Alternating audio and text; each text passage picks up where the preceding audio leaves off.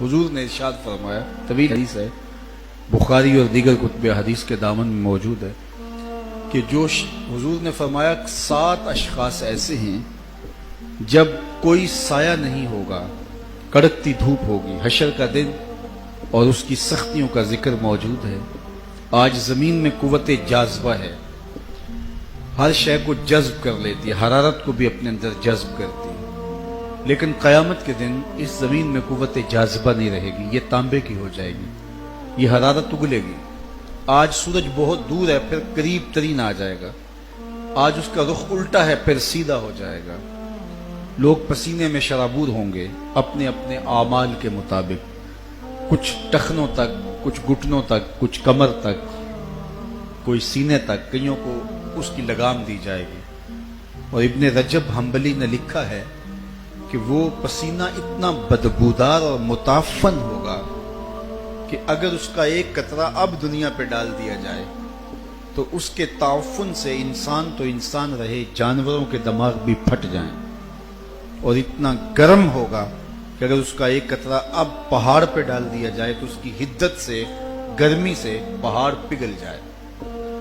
اس پسینے میں لوگ اپنے گناہوں کے مطابق مبتلا ہوں گے، کوئی ٹخنوں تک، کوئی کمر تک، کسی کو لگام دی ہوئی ہوگی، اور وہ بڑا سخت دن ہوگا۔ اسے یوم الفزع الاکبر کہا گیا ہے۔ وہ تھر تھر بدن خوف خدا سے کانپ رہے ہوں گے، لوگوں کے کلیجے دہل رہے ہوں گے، لوگ قبروں سے ننگے اٹھائے جائیں گے، برہنہ قبروں سے اٹھائے جائیں گے۔ ام المومنین سیدہ عائشہ رضی اللہ تعالیٰ عنہ یہ سننے کے بعد حضور سے عرض کرنے لگی کہ کیا حضور ایک دوسرے سے حیا نہیں آئے گی؟ فرمایا عائشہ معاملہ اس سے بھی آگے ہے، مطلب کسی کو ہوش رہے تو حیا آئے گی، ہوش اڑے ہوں گے۔ یومی یجعل الولدان شیبا، ابھی قیامت قائم نہیں ہوگی تو پیدا ہوتے بچے کے بال خوف قیامت سے سفید ہو جائیں گے، اور پھر جب قائم ہوگی تو وہ کتنا سخت دن ہوگا۔ اس سخت دن میں جب کہ کڑکتی دھوپ جسم جھلسا رہی ہوگی، 7 اشخاص ایسے ہوں گے، میرے اور آپ کے آقا و مولا فرماتے ہیں اللہ اسے ان 7 اشخاص کو اپنے عرش کا ٹھنڈا سایہ عطا فرمائے گا۔ وہ سایہ رحمت الہی میں ہوں گے، سایہ عرش الہی میں ہوں گے۔ وہ 7 اشخاص کون سے؟ حدیث بہت طویل ہے، تو تیسرا شخص بیان فرمایا وَرَجُلٌ قَلْبُهُ مُعَلَّقٌ بِالْمَسَاجِدِ، وہ شخص جس کا دل مسجد کے ساتھ لٹکا رہتا ہے۔ یہ خوش نصیب شخص ہے کہ جس کی زندگی مسجد سے وابستہ ہے، مسجد کی تعمیر کرنا، مسجد کی تزئین کرنا، مسجد کی طہارت صفائی کا خیال رکھنا، مسجد کی حاضری کا التزام کرنا، مسجد کی ضروریات فراہم کرنا، اس کی زندگی کا منشا مسجد سے متعلق ہے، اور وہ مسجد سے جڑا ہوا ہے۔ وہ کہیں بھی رہتا ہو اس کا دل مسجد کے ساتھ لگا ہوتا ہے۔ میرے حضور نے ارشاد فرمایا جب قیامت کے دن کوئی سایہ نہیں ہوگا وہ رحمت الہی کے سائے تلے ہوگا۔ جب لوگ کڑکتی دھوپ میں جھلس رہے ہوں گے وہ عرش الہی کی ٹھنڈی چھاؤں میں ہوں۔ خوش نصیب میں وہ لوگ جن کا دل مسجدوں کے ساتھ جڑ جاتا ہے، مسجدوں کے ساتھ جو وابستگی قائم کر لیتے ہیں۔ مسجد نبوی میں ایک حبشیہ خاتون تھی جو مسجد کی صفائی کیا کرتی تھی۔ کسی زمانے میں آپ نے بھی دیکھا ہو کہ جب صبح کو بچے پڑھ کے مسجدوں سے باہر چلے جاتے تھے تو بوڑھی عورتیں آ کے مسجدوں کی صفائی کر دیا کرتی تھیں۔ اب تو وہ کلچر دم توڑ گیا ہے، شاید آپ کے دیہاتوں میں ہوں، لیکن پہلے تو شہروں میں بھی ایسا ہوتا تھا، لیکن اب شاید دیہاتوں میں بھی نہ رہا ہو۔ تو بوڑھی خواتین آ کے صبح کے ٹائم مسجدوں کی صفائی کر دیا کرتی تھی، عصر کے بعد صفائی کر دیا کرتی تھی۔ تو وہ حبشیہ خاتون بھی یہ وظیفہ کرتی کہ مسجد نبوی کی صفائی کا التزام کرتی۔ ایک دن میرے اور آپ کے آقا و مولا نے فرمایا کہ کتنے دن ہو گئے میں اس خاتون کو نہیں دیکھ رہا۔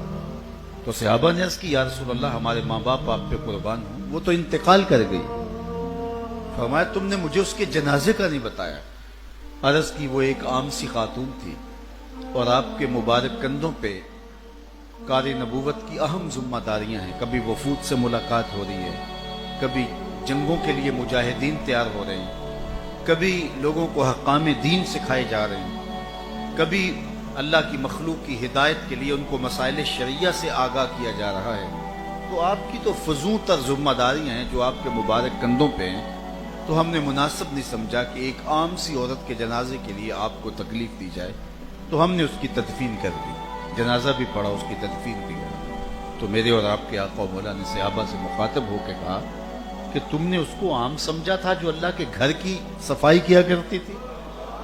فرمایا مجھے اس کی قبر پہ لے چلو، اور صحابہ کے ہمراہ حضور اس کی قبر پہ تشریف لے گئے، اور وہاں جا کر کے اللہ کے محبوب علیہ السلام نے دعا مانگی۔